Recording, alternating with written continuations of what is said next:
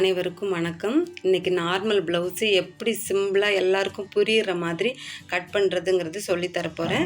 இந்த மெத்தட் தான் நான் ஃபாலோ பண்ணிட்டு வரேன். அதை உங்கள் கூட ஷேர் பண்ணலான்னு இருக்கிறேன். இன்றைக்கி ப்ளவுஸ் கட் பண்ணுறதுக்கு நான் 1 மீட்டர் ப்ளவுஸ் பீட் எடுத்திருக்கேன். அதை 2 பக்கமும் கரை வர்ற மாதிரி போட்டு 4ஆக மடித்து போட்டிருக்கேன். அதில் ஃபோல்டிங் பக்கம் என் பக்கம் வர்ற மாதிரியும் அந்த ஓப்பன் பிளேஸ் ஆப்போசிட் பக்கம் பார்த்த மாதிரியும் போட்டிருக்கேன். இதில் ஃபஸ்ட்டு ஹெம்மிங் பண்ணுறதுக்காக நம்ம ஒரு இன்ச் அளவுக்கு நம்ம விட்டுட்டோம். இப்போ நான் எப்போவுமே அளவு ப்ளவுஸை உள்பக்கமாக போட்டு தான் நான் கட் பண்ணுவேன். அப்போ தான் அதோட மெஷர்மெண்ட்டு நமக்கு கரெக்டாக வர்ற மாதிரி இருக்கும். இது என்னோடய மெத்தடு தான். இதை ஃபாலோ பண்ணுங்கன்னு நான் யாரையும் கட்டாயப்படுத்தலை. இது என்னோடய மெத்தடு. நான் இதை மாதிரி தான் நான் கட் பண்ணிகிட்டு இருக்கிறேன். அதை தான் உங்ககிட்ட நான் சொல்கிறேன். ஃபஸ்ட்டு ஸ்லீவ் கட் பண்ணிக்கலாம். அதுக்கு ஹெம்மிங்க்கு இடம் விட்டுட்டு அது நல்ல பாயிண்ட்டை நல்லா இழுத்து பிடிச்சிக்கோங்க. பிடிச்சிட்டு ஷோல்டரில் அந்த ஸ்டிச்சு இருக்குல்ல, அது தாண்டி தையலுக்காக இடம் விட்டு மார்க் பண்ணிக்கலாம். அடுத்து இந்த ஆம்கோல் பாயிண்ட்டு, அந்த ஆம்கோல் பாயிண்ட்டை ஃபஸ்ட்டு மார்க் பண்ணிக்கோங்க. அப்புறமா ஸ்டிச்சுக்கு தனியாக மார்க் பண்ணிக்கோங்க. அதுக்கப்புறம் இருக்கிற எக்ஸ்ட்ரா பீஸ் எல்லாம் அது அடிஷ்னல் தையல் போடுவோம்ல, அதுக்காக. அப்புறம் அந்த ஸ்லீவ் ஷேப்பு கரெக்டாக வர்றதுக்காக ஒரு 4-5 பாயிண்டில் அந்த அளவு ப்ளவுஸை வச்சு அப்படியே மார்க் பண்ணிக்கோங்க. அந்த தையலை விட்டு 1 இன்ச்சு ஒரு 1/2 இன்ச்சு தள்ளி அந்த தையலுக்காக இடம் விட்டு நீங்கள் மார்க் பண்ணிக்கோங்க. இது எத்தனையோ வீடியோ பார்த்து குழம்பி போயிருப்பீங்க. இதை மாதிரி ஒரு வாட்டி ட்ரை பண்ணி பாருங்கள். உங்களுக்கு ஏதாச்சும் டவுட் இருந்தால் கூட நீங்கள் ஸ்லீவ் கட் பண்ணணும் தனியாக இன்னொரு வாட்டி தனியாக சொல்லி கொடுங்க அப்படின்னா கூட நான் தனியாக வீடியோ போட்டு கொஞ்சம் நான் எக்ஸ்பிளைன் பண்ணுறேன். இப்போ நம்ம மார்க் பண்ணி வச்சுருக்க லைன் எல்லாம் நம்ம ட்ரா பண்ணிக்கலாம். ட்ரா பண்ணிவிட்டு நம்ம ஸ்லீவை கட் பண்ணி எடுத்துருவோம். இப்போ நானும் ஸ்டார்டிங்கில் தையல் கற்றுக்கிட்ட டைமில் கிளாஸுக்கு போய் தான் கற்றுக்கிட்டேன். ஆனால் குழப்பமாக இருக்கும். வீடியோவும் பார்ப்பேன் யூடியூப்பில், குழப்பமாக இருக்கும் என்ன பண்ணுறதுன்னுட்டு. அப்புறம் நானாக தான் கட் பண்ணி ஒவ்வொரு மெத்தட்லையாக கட் பண்ணி நானாக இதை புரிஞ்சுக்கிட்டு இப்போ இதை தான் நான் ஒரு 10 வருஷமாக ஃபாலோ பண்ணிட்டு வர்றேன். இது ஃப்ரண்டில் அந்த குடஞ்சி இது பண்ணுவோம் பாருங்கள், ஸ்லீவில் ஃப்ரண்டில். அதனால் ஷோல்டர்லேருந்து ஒரு 1-1.5 இன்ச்சு தள்ளி அது அக்கிள் பாயிண்ட் வரைக்கும் நம்ம அந்த குடஞ்சி கட் பண்ணி எடுத்துக்கலாம். எடுத்துட்டு ஸ்லீவை ஓப்பன் பண்ணி விட்டுட்டு நம்ம ஹெம்மிங் பாயிண்ட்டை நம்ம மார்க் பண்ணிக்குவோம் சிசர் கட் போட்டு.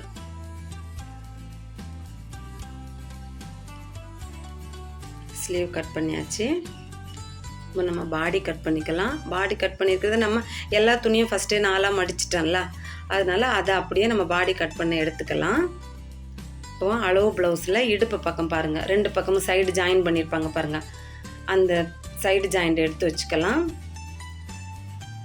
நான் வச்சுருக்க மாதிரியே எக்ஸ்ட்ரா தையலுக்கு இடம் விட்டுட்டு 2 பக்கமும் இடம் விட்டுட்டு நம்ம மார்க் பண்ணிக்கலாம். அது எதுக்கு இடம் விடுறோம் அப்படின்னா, நமக்கு இடுப்பு சின்னதாக இருக்கும், மேலே போக நம்ம ஷோல்டர் பக்கம்லாம் அதிகமாக இருக்கும், அந்த அக்கிள் பாயிண்ட் பக்கம் 2 சைடும். அதுக்காக தான் அந்த எக்ஸ்ட்ரா துணி விட்டுருக்கோம். நேராக அளவு ப்ளவுஸை வச்சு அப்படியே நம்ம கட் பண்ணோம் அப்படின்னா மேலே அக்கிள் பக்கம் ஜாயின் பண்ண துணி பத்தாமல் போயிடும்.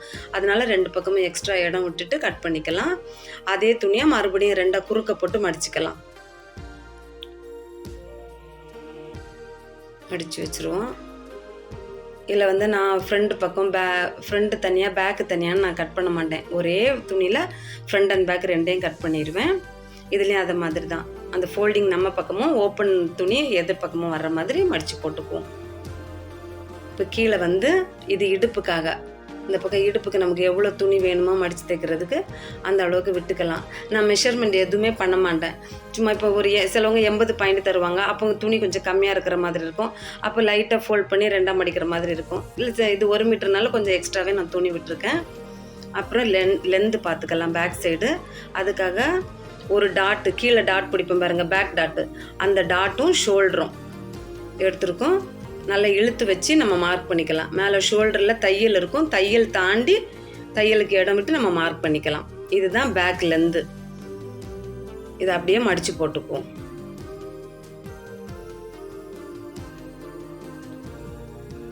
மடித்து போட்டுட்டு இப்போ பேக்கில் இடுப்புக்கு அளவு பண்ணியிருப்போம் பாருங்கள், அதே மேலே நமக்கு தெரிகிற மாதிரி மார்க் பண்ணிக்குவோம். அப்போ தான் நம்ம ப்ளவுஸ் அதில் வைக்கும்போது நமக்கு அளவு லென்த்து கரெக்டாக இருக்கிற மாதிரி இருக்கும். அதனால் கீழே அளவு அப்படியே மேலே ஜஸ்ட்டு மார்க் பண்ணி மட்டும் வச்சுக்குவோம். வச்சுட்டு இப்போ ப்ளவுஸை 4 மடிச்சுக்குவோம்.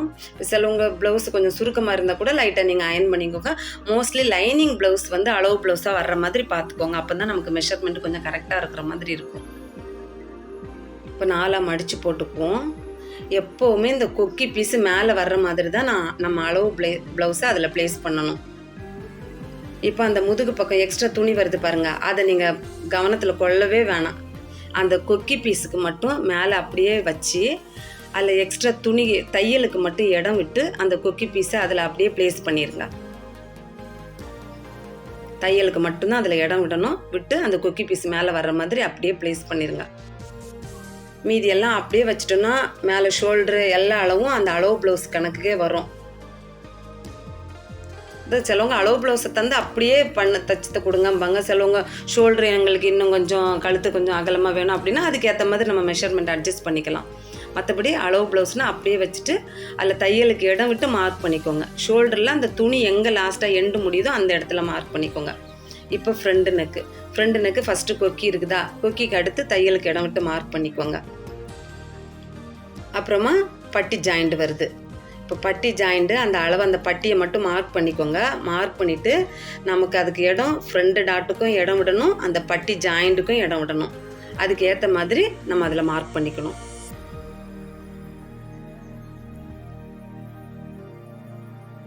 இப்போ அது பட்டி ஜாயின் பண்ணியிருக்க இடம் அது. இப்போ ஒன்று வந்து டாட்டுக்கு இடம், அடுத்து பட்டி ஜாயிண்ட்டுக்கு இடம், அப்படி ரெண்டு இது. இப்போ டாட்டுக்கு ஒரு 1/4 இன்ச்சு, பட்டி ஜாயிண்ட்டுக்கு ஒரு 1/2 இன்ச்சு அப்படி விட்டு நம்ம கீழே மார்க் பண்ணிக்கலாம். இது வந்து ரைட் சைடு அந்த பட்டி ஜாயிண்ட், அந்த துணி எங்கே முடியுது, நான் எப்போவுமே பட்டி வெளியே தெரிகிற மாதிரி தான் நான் அதில் ஜாயின் பண்ணுவோம். அந்த துணி எங்கே முடியுதோ அது. இந்த அக்களுக்கு வந்து அதே மாதிரி அந்த அக்கள் துணி முடிகிற இடம். அப்புறமா அந்த டாட் நமக்கு எந்த அளவுக்கு இறக்கம் வேணும்னா அந்த சென்டர் டாட் இருக்குது பாருங்கள், அதில் அந்த துணி முடிகிற இடமும் அந்த மேலே ஷோல்டரில் அந்த சென்டர் இடமும் எடுத்துக்கோங்க. அதுதான் சென்டர் டாட்டு கீழே வர்றது. மேலே அதே மாதிரி தையலுக்கு இடம் விட்டுக்கணும் மறக்காமல்.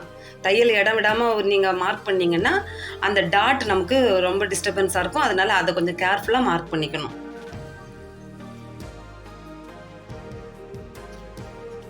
இப்போ நம்ம பாயிண்டெல்லாம் மார்க் பண்ணிக்கலாம். கொஞ்சம் வி ஷேப்பில் வர மாதிரி தான் இருக்கும். வி வந்து கொஞ்சம் விரிஞ்ச மாதிரி வர மாதிரி இருக்கும். அது மாதிரி ஃப்ரண்ட் நெக்கு பாக்ஸ் போட்டு மார்க் பண்ணிக்குவோம். அதே மாதிரி ஆம்கோல் சைடும் பாக்ஸ் போட்டு மார்க் பண்ணிக்கலாம். இதில் அந்த ஆம்கோல் ட்ரா பண்ணுறது பாருங்கள், மேலேருந்தே கொஞ்சம் விரிஞ்சு அப்படி வர்ற மாதிரி இருக்கும். அதை பார்த்து அதே மாதிரி ட்ரா பண்ணிக்கோங்க. ட்ரா பண்ணது எல்லாத்தையும் நம்ம இப்போ கட் பண்ணி எடுத்துக்கலாம். இப்போ பாருங்கள், இந்த பட்டி வந்து நமக்கு இது அந்த டாட்டு அந்த ஷேப் வந்து வி ஷேப்பில் வர்ற மாதிரி இருக்கும். நம்ம கீழே ஜாயின் பண்ணுவோம் பாருங்கள் பட்டி தனியாக, அது வந்து எப்போவுமே போட் ஷேப்பில் வர்ற மாதிரி இருக்கும். அது தனியாக வீடியோ வேணுன்னா கூட கேளுங்க, நான் போட்டு தரேன். இப்போ ஃப்ரண்ட் நெக்கு கட் பண்ணி எடுத்துக்கலாம். அப்படியே அந்த டைம்லேயே நம்ம பேக் நெக்கையும் கட் பண்ணி எடுத்துக்குவோம். அதுக்காக அளவு ப்ளவுஸில் வந்து சைடு ஜாயிண்ட் அதே மாதிரி ஒன்றா சேர்த்து எடுத்துட்டு பேக் நெக் எடுத்துக்குவோம்.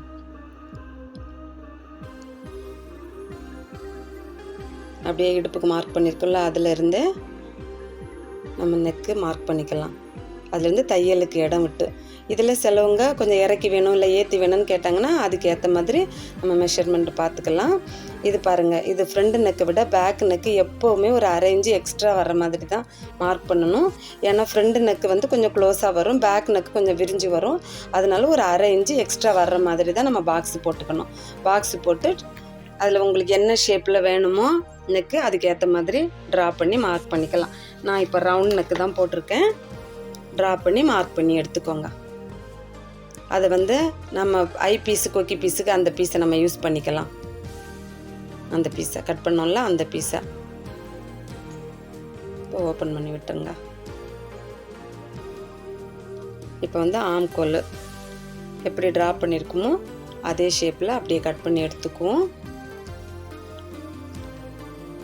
அது வந்து ஷோல்டர் பிடிப்போம் பாருங்கள், ஷோல்டர் ஜாயிண்ட்டு அதையும் சிஸ்ஸர் கட் போட்டு வச்சுக்குவோம். நம்ம தனியாக கட் பண்ணால் தான் அது கன்ஃபியூஸ் ஆகும். ஒன்றா ஜாயிண்ட்லேயே இருக்கட்டும்.